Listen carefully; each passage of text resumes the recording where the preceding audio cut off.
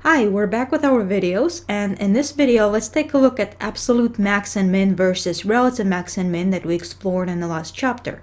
So let us take a look at the definition. What is absolute max and min? Well, it depends on the interval. If f of x is defined on the interval, then f of c, the y value, is absolute maximum on the interval if the y value f of c is the largest, greater than or equal to f of x for all x on the interval, or the largest y value on the interval. Now it could be equal, so we have this inequality greater than or equal to, versus the absolute minimum if it's less than or equal to, or the lowest y value on the interval. Again, depending on the interval, it may actually be the absolute max or min for the function if it's the domain, for example, or it could be something else.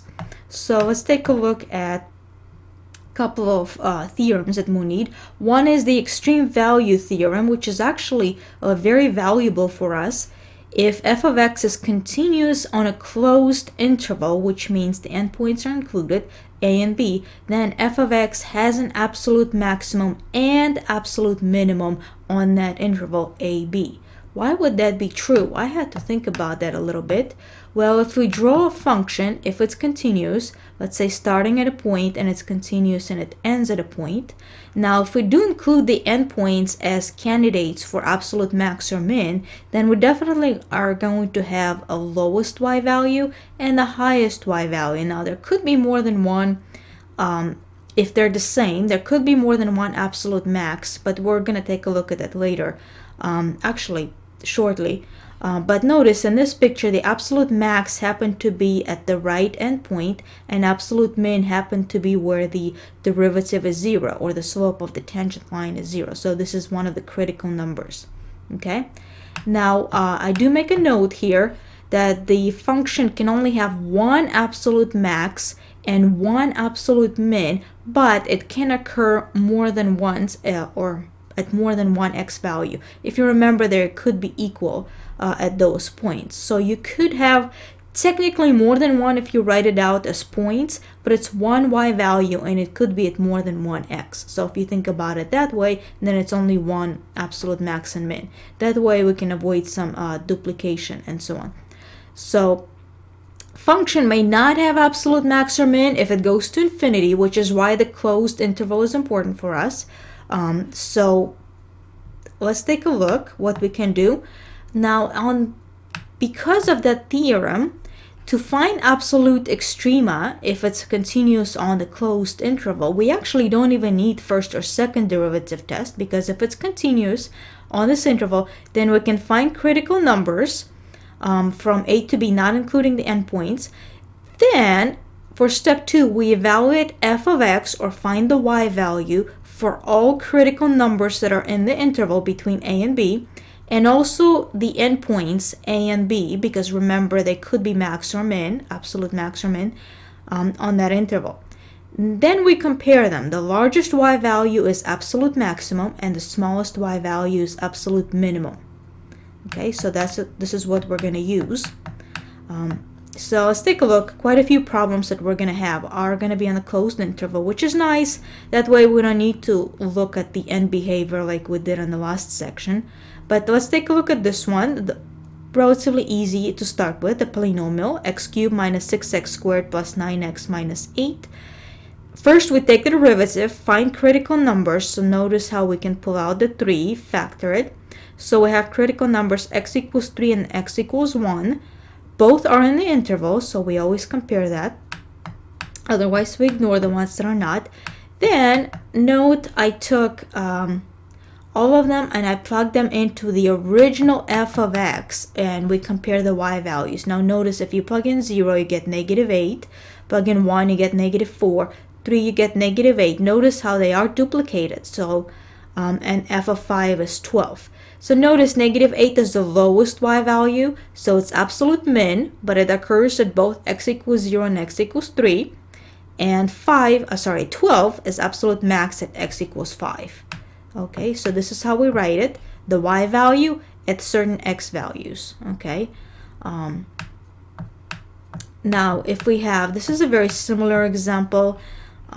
With fractions, it works the same way very quickly. if you notice. Now if you can use decimals. Once I plugged it in, I actually plugged it in exactly as they are on the calculator, so I got these decimals. Once again, at -4 happened to be the largest y value, so that's absolute max. And then -1.17 happened to be absolute minimum at x equals 1. Okay, so it works very similarly. Notice if we have a rational function, just as before, we can take the derivative using the quotient rule, which if you simplify to get -4 over 3 plus x squared. Now note, f prime of x is not defined at x equals -3, but that's not considered a critical number because it's a vertical asymptote. So we need it for testing, but in this case we cannot plug it in back in the original function. Now it doesn't have any critical numbers because if you set it equal to 0, you'll just get -4 equals to 0, but that doesn't make any sense. So what we do in this case is we just plug in the endpoints, which were 0 and 3, if you recall. So you'll get two values in this case. The largest one is absolute max, and the lowest one is absolute min. So if you don't have any critical numbers, so you just plug in the endpoints, and you can still test them. Okay, now notice the next rational function actually did have x in the denominator, so you actually can set it equal to 0, and which is what we find, that x equals to plus or minus radical 2. If you recall, the interval was 0, 4, so it's only positive radical 2 that works. That's the only one that we're going to test. So I plugged it in. Again, I used a calculator, so it's 0.35 happened to be at x equals square root of 2 absolute max, and I believe 0 happened to be absolute min. Okay, we can also use chain rule, for example, which I did right here. Set it equal to 0. X equals 0 happened to be a critical number. But this is one example where in the original function we did not have denominator, but in the derivative we do. And notice how I also know that f prime of x is not defined at x equals -2 and x equals 2. But the original f of x is defined, so we must count those as critical numbers. So remember, the derivative had to be 0 or undefined, but the original one is defined. So we actually have three critical numbers, -2, 0, and 2. And -2 actually happens to be the endpoint also. So here we have 4 numbers to plug in. Notice -2, 0, +2, and +3. So I plugged it in the original with a radical. Again, I just put them in as is in the calculator. And at 0, -1.59 at x equals 0 happened to be absolute min. And the endpoint, 1.71, happened to be absolute max at x equals 3. Now notice -2 and 2, if you plug them in the original, which was right here, so -2 squared or 2 squared minus 4 will give you 0, and 0 to any power is still 0, which is why we get 0. So they did not happen to be max or min actually in this case. Okay, so just an example where you have to pay attention to where the derivative is not defined also. Okay, so here's one with ln of x. Notice how we can take the derivative. Derivative of x squared is 2x minus 8. If you recall, derivative of ln of x is 1 over x. So I'm getting 2x minus 8 over x equals to 0. And notice we can move 8 over x to the other side, multiply both sides by x, and I get x squared equals 4, x equals plus or minus 2. And again, I think only +2 is in the interval, and that's the only one that we're going to test. So I plug them in, and again, I get absolute min and absolute max here, and so on. So we can do the same thing with e to the -3x. I use chain rule. If you recall, derivative of e to the -3x is itself times derivative of the exponent, which is -3, which is how come you get -3 here. Now, if you try to solve it, divide it by 3, and notice to get x from the exponent, I use the property where you can take a ln of both sides to cancel the e, if you recall from college algebra. So we'll get a ln of 1/3 equals to -3x. You can divide by -3. Now you could really put it in a calculator and get a decimal, but you can also simplify this a little bit. This may help in the homework. You can use this property if you remember a ln of, if you divide the two numbers, a over b, division, just stick with exponents, becomes subtraction.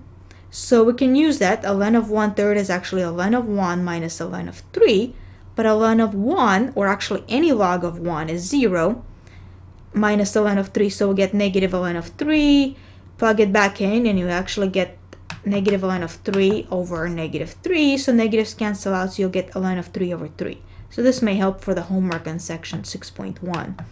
So, and it's 0.366, well, you could have just plugged it in if you really didn't want to simplify this, which is fine.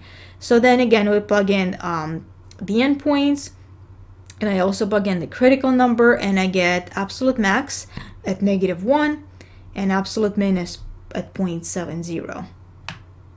Okay. Now the next theorem, and the last thing for this section, would be very helpful to us for the rest of the chapter, because we're not always going to have this closed interval the way we did earlier in the section. But a lot of times we will only have one critical point, like let's say if we look for maximum revenue, it may be an interval, but it actually works in any interval. It doesn't even have to be closed or open. So let's take a look. Suppose a function is continuous on an interval and f of x has exactly one critical number on the interval. Pardon me, sometimes the pen writes a little bit. And if it has exactly one critical number at x equals c, then if f of x has a relative max at x equals c, then the relative max is also absolute max. And the same thing with the relative min. So if we test it like we did in the previous section using first or second derivative test to figure out if it's relative max or min, we can also assume it's absolute max or min. This took me a little while, this theorem, to figure out why would that be true. Let's see if we can draw a few pictures and see if we can determine.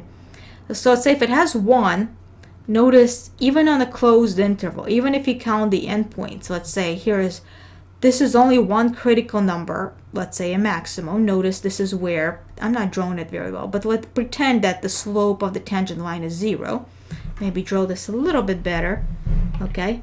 But if it's only 1, then it looks like absolute max in this case, right? If you draw and the slope of tangent line is 0.